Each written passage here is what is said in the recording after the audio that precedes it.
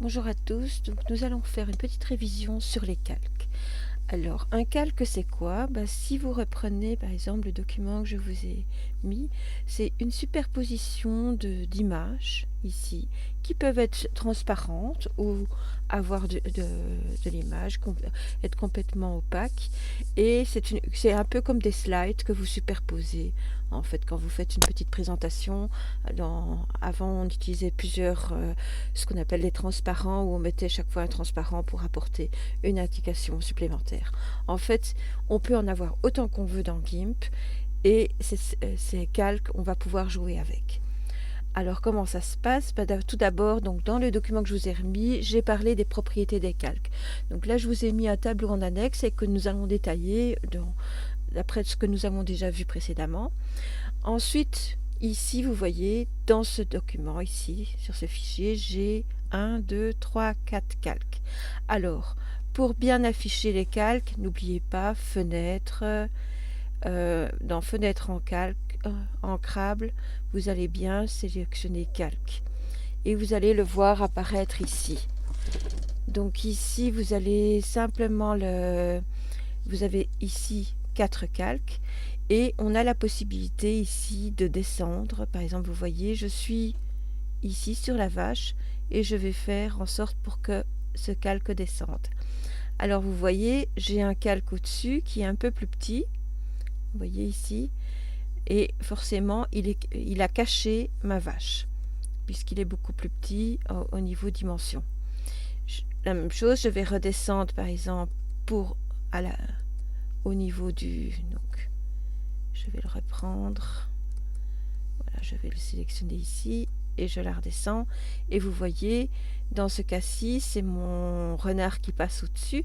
Donc on voit une partie de la tête du renard, puisque le renard est juste en dessous de cette image-ci. Alors, vous pouvez les monter avec la petite flèche en haut, et on revient à notre... Donc je reclique dessus pour bien l'afficher, le sélectionner, et je fais remonter mon calque.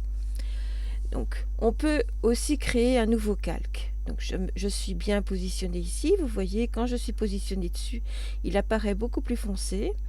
Et regardez, par exemple, si je suis sur le calque ici, par exemple, le champ, et vous allez voir apparaître un trait.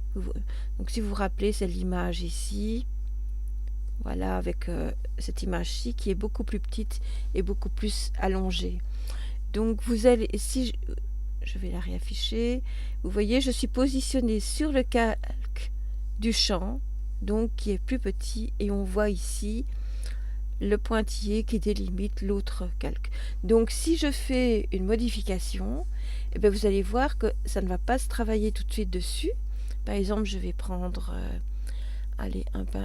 ici le pot de peinture, et si je mets par exemple le pot de peinture dessus, il n'y a rien qui se fait. Pourquoi? Tout simplement parce que je ne suis pas sur le bon calque. Donc, et si vous allez maintenant sur le bon calque, donc je vais cacher sur la vache, je vais ici, vous cacher, vous voyez, j'ai peint avec un motif. C'est pas le but, je vais annuler ce que j'ai fait. Voilà. Normalement, maintenant, si je cache... Alors, la même chose... Donc on peut créer un nouveau calque. Donc nous allons créer un nouveau calque. Je vais d'abord me repositionner sur celui de la vache, vous voyez, et je vais créer mon nouveau calque. Ça, c'est quelque chose qu'on fait habituellement. Dans les propriétés ici, donc vous pouvez donner un nom. Par exemple, je vais l'appeler calque 1, calque 1. Et le mode, on va le laisser en normal. On va laisser une opacité et on va remplir avec ici, je peux mettre la couleur de premier plan, donc ça sera ce vert jaune un petit peu. Et si c'est l'arrière-plan, ça sera le vert un peu plus foncé.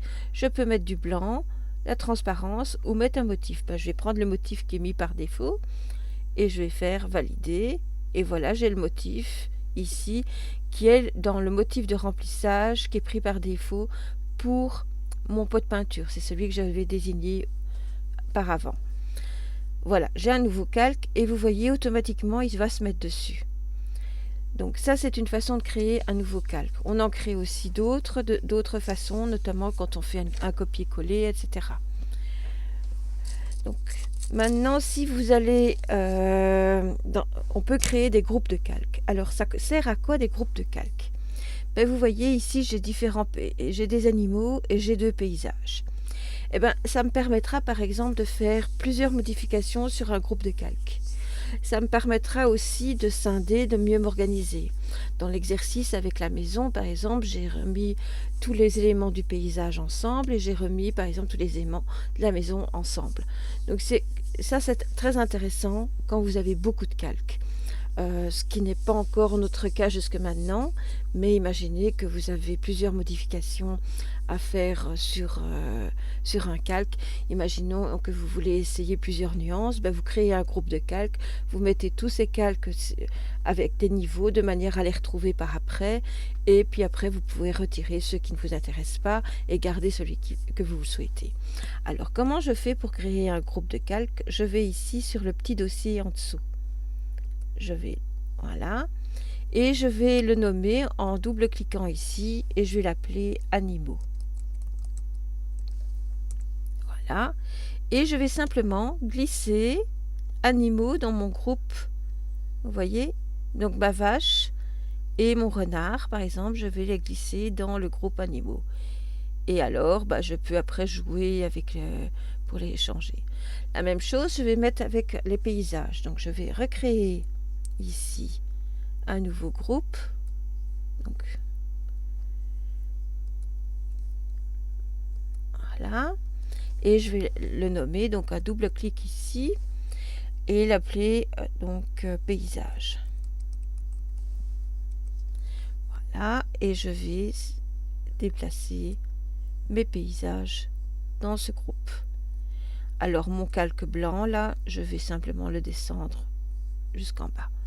Donc vous voyez, votre calque qui reprend chaque fois la première image, votre groupe de calques reprend chaque fois la première image du premier calque qui est à l'intérieur. Alors dans ces groupes de calques, on peut ajouter des calques à un groupe. Donc ça je vous ai montré en le glissant. On peut très bien le rendre visible, invisible. Donc c'est comme les calques ici, vous voyez, vous pouvez les cacher. Alors regardez ici, donc j'ai ma vache, j'ai caché ici, vous voyez automatiquement, ceux-ci, ils sont rendus invisibles.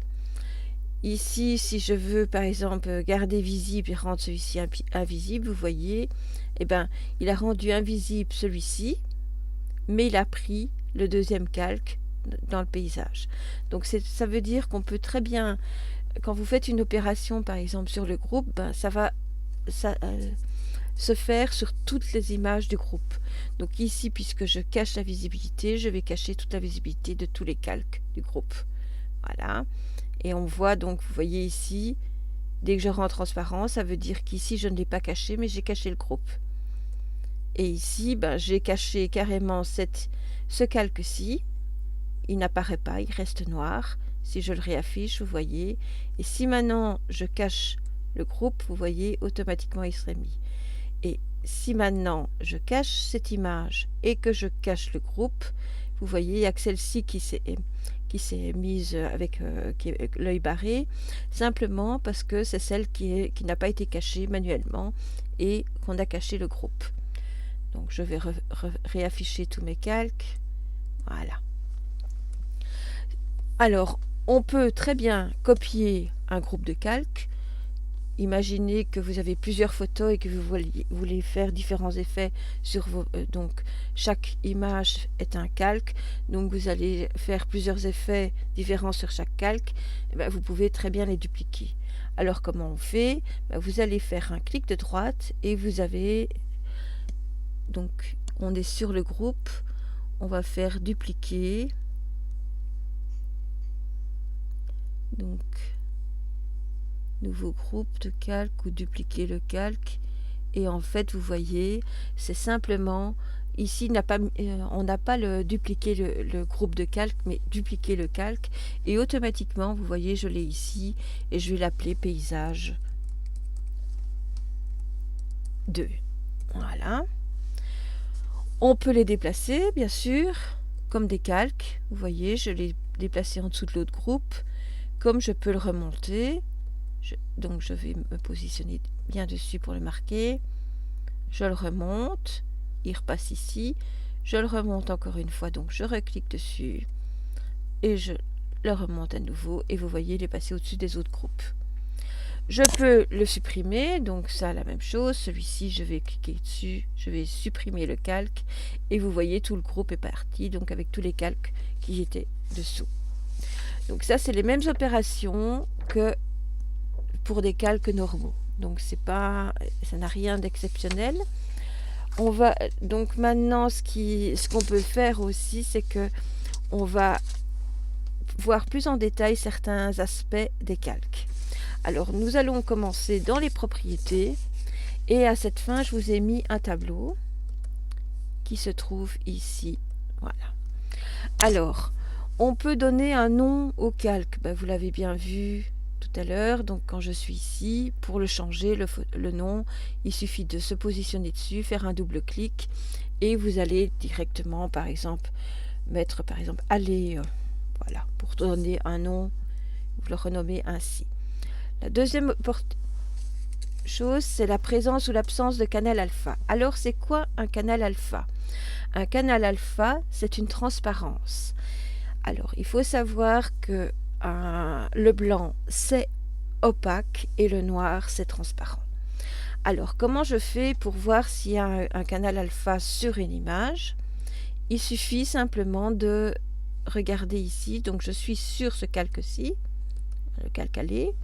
Je vais faire un clic de droite, donc attendez, parce que oui, je suis dans le nom, donc il ne va pas le prendre, voilà. Et je vais faire ajouter un canal alpha. Si cette option est valide, donc elle n'est pas grisée, ça veut dire que je n'ai pas de canal alpha. Alors, quel est l'intérêt d'ajouter un canal alpha? Ben, quand vous ajoutez un canal alpha, vous ajoutez une transparence. Ça veut dire que quand vous allez passer la gomme, vous allez effacer et pas mettre... l'utiliser comme un pot de peinture. Je vais par exemple ici, sans ajouter le canal alpha, je vais utiliser la gomme et je vais commencer à effacer.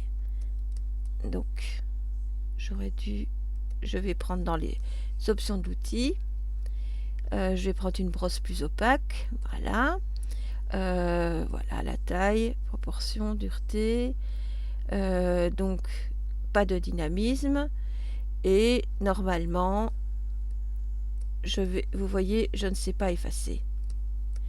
Maintenant, si j'ajoute un canal alpha à mon calque,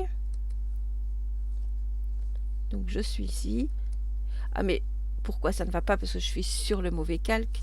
Je suis désolée, je vais revenir sur l'allée. Donc, je vais cacher ceci. Vous voyez, en fait, on voit un peu les erreurs que j'ai faites. Donc ici, donc vous voyez, j'ai ici le vert. Pourquoi? Parce que vous voyez ici ma gomme, elle va reprendre la couleur d'arrière-plan qui est du vert. Et là, c'est quand il n'y a pas de canal alpha. Je vais annuler ceci. On va recommencer. Je vais cacher ceci. Oui, non, il va CTRL Z. J'espère que j'y arrive maintenant. Donc on va cacher, voilà. Voilà. Donc maintenant, j'essaye sans canal alpha. Voici ce que ça fait. Je vais annuler. Maintenant, si je veux ajouter un canal alpha, clic de droite. Donc j'ajoute un canal alpha et je prends ma gomme. Et vous voyez en fait qu'est-ce qui se passe. La gomme, ça s'efface bien. On ne le voit pas ici, vous ne voyez pas grand-chose. Pourquoi? Parce que simplement, on a les autres calques qui sont affichés ici. Donc on voit bien qu'on a par exemple notre image ici qui était allongée. D'ailleurs, on le voit bien, vous voyez. Et puis j'ai le calque vide où j'ai mis le motif ici. Mais si je cache ceci, regardez, on a ceci. Donc ça veut dire qu'on a caché les autres calques et on a des petits carrés, gris clair, gris foncé. Ça veut dire que vous avez de la transparence. Donc votre canal alpha est bien appliqué.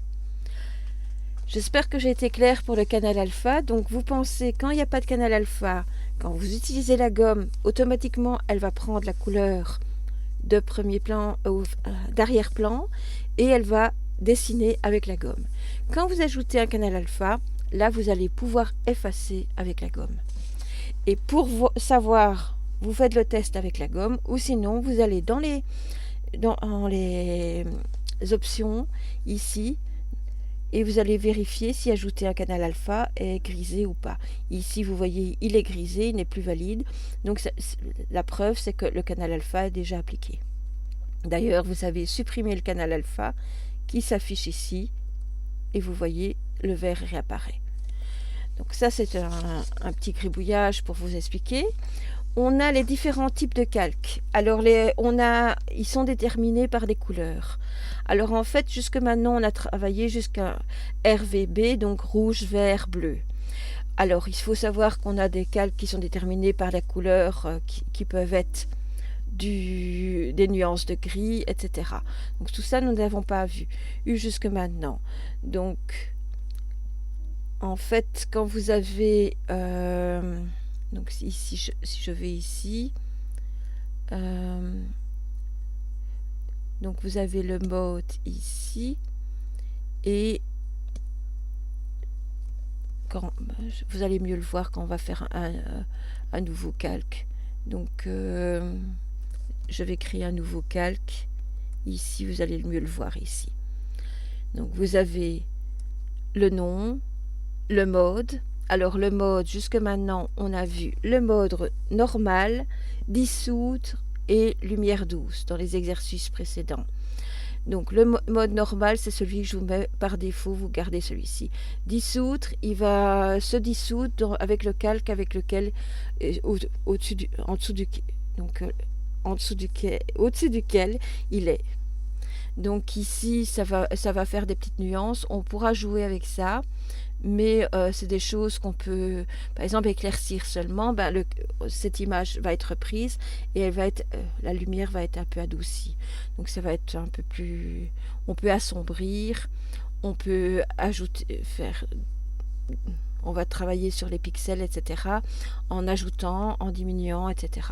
Donc tout ça, ce sont des critères un petit peu... assez complexe. Il y en a certains qu'on utilise dans certains exercices.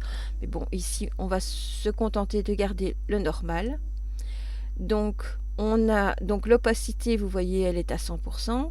Si maintenant, je mets une opacité que je fais diminuer ici, et je vais le positionner, par exemple, donc je suis au-dessus de mon château, là, et je vais mettre, par exemple, remplir avec...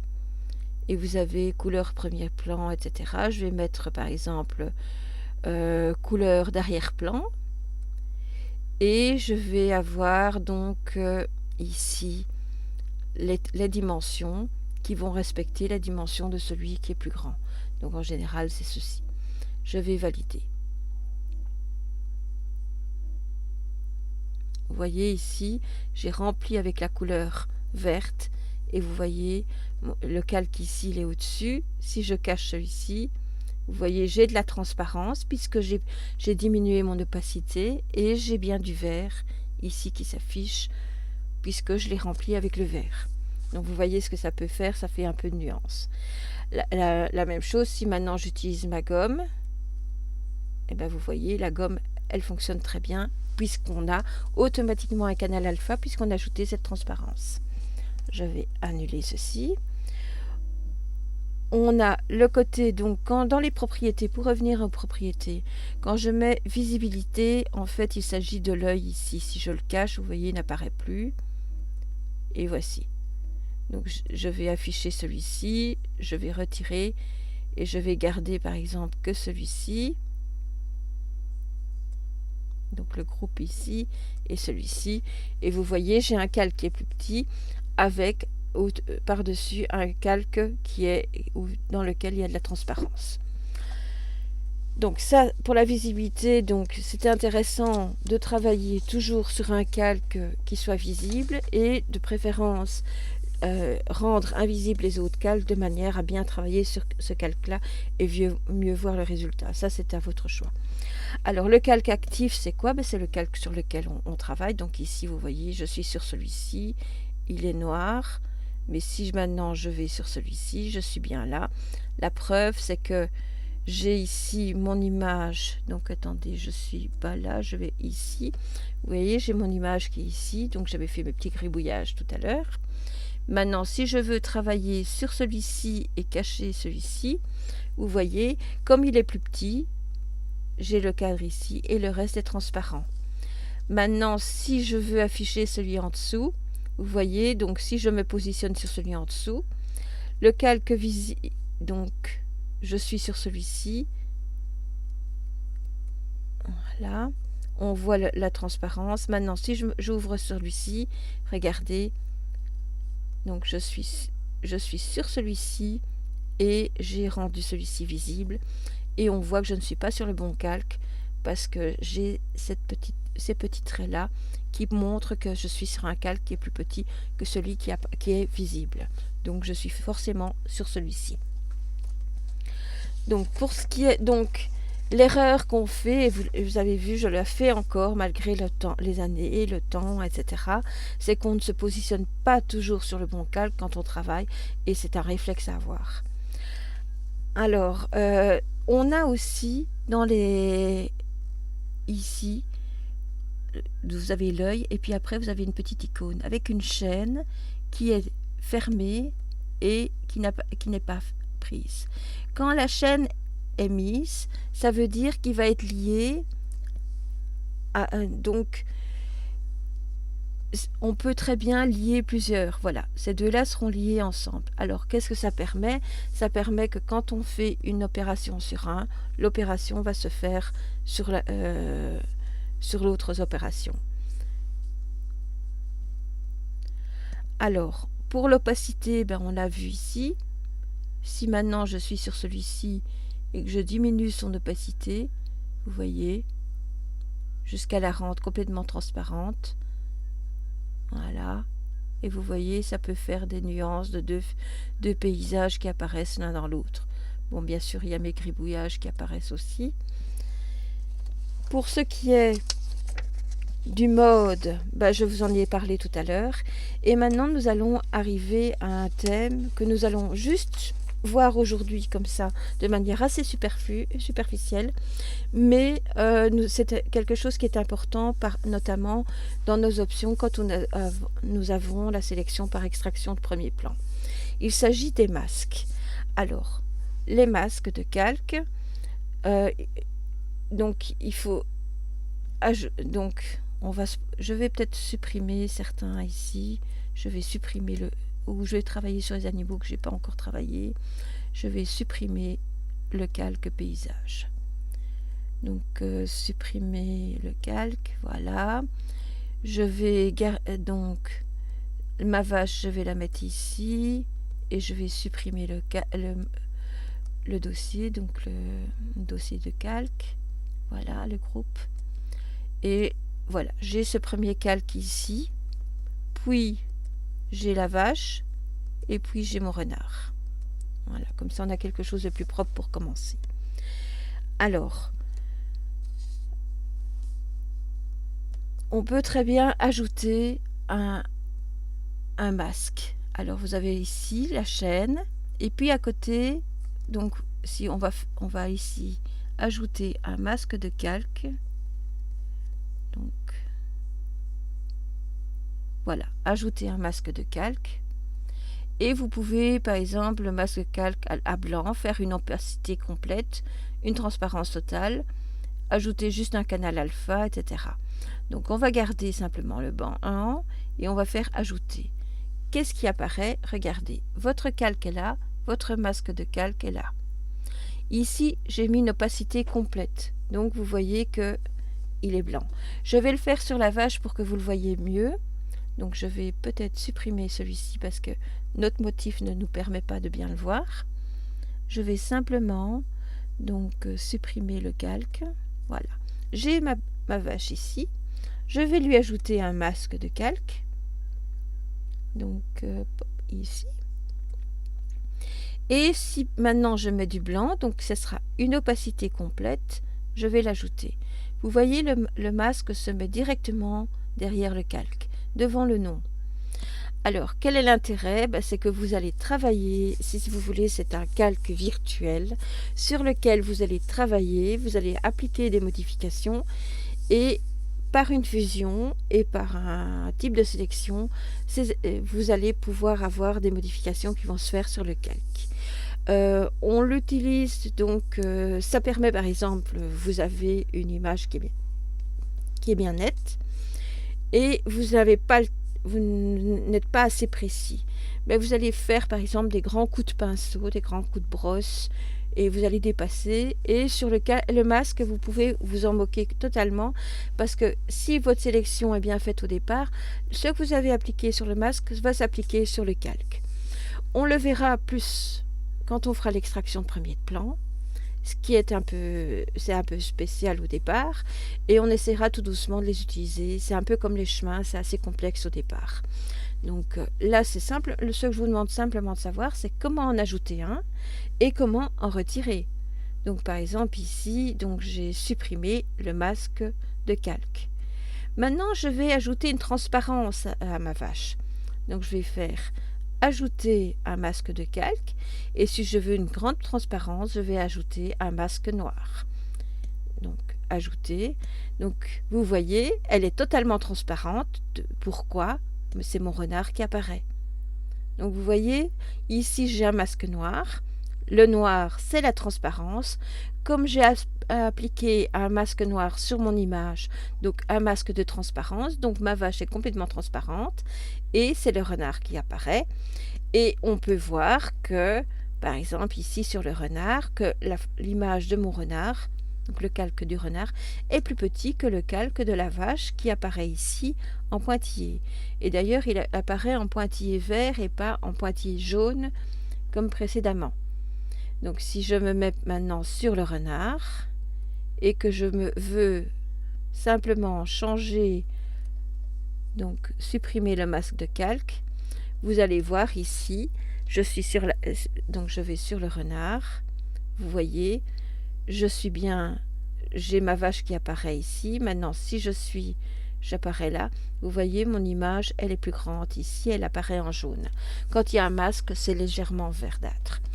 Et vous le voyez automatiquement ici. Maintenant, je vais appliquer un autre masque. Donc, et je vais mettre, par exemple, canal alpha du calque. Je vais ajouter. Et vous voyez automatiquement, il se mettra en noir puisque le canal alpha, c'est de la transparence. Voilà, c'est surtout ça que je vous demande de connaître. C'est que le masque, en fait, vous pouvez l'ajouter au calque simplement par un clic de droite, ajouter un masque de calque. Ce masque, si vous voulez qu'il soit transparent, vous mettez du noir. Si vous voulez qu'il soit complètement opaque, c'est du blanc. Ça, c'est vraiment essentiel. Et après, on verra plus en détail. Je vous remercie de votre attention. J'espère ne pas avoir été trop confuse et à bientôt.